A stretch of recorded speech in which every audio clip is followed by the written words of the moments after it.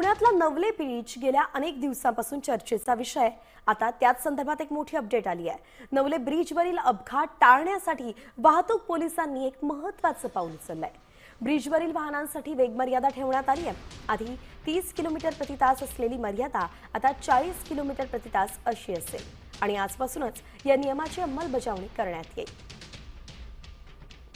तर थेट नवले पुलावरती जाऊन आढावा घेतलाय आमचे प्रतिनिधी सचिन जाधव यांनी. पाहूयात.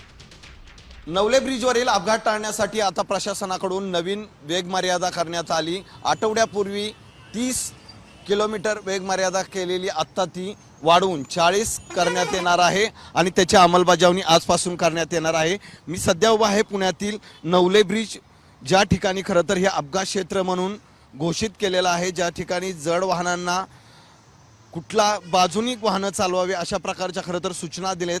हा नॅशनल हायवे 48 नंबरचा आहे आणि याच्या 3 लेन आहेत. याच पासून 2 ते 2.5 किलोमीटर अंतरावर नवले ब्रिज येतो आणि या ठिकाणी खरं तर मोठे अपघात होतात.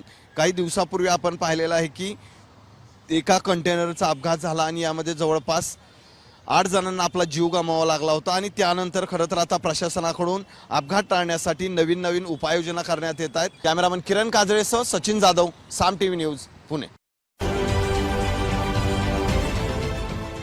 देश विदेशातील प्रत्येक घडामोडींचे लाईव्ह अपडेट मिळवण्यासाठी आता साम टीव्हीच्या सर्व सोशल मीडिया प्लॅटफॉर्मला लाईक, फॉलो आणि सबस्क्राईब करा. तसंच सर्व नोटिफिकेशनसाठी बेल आयकॉन प्रेस करायला विसरू नका.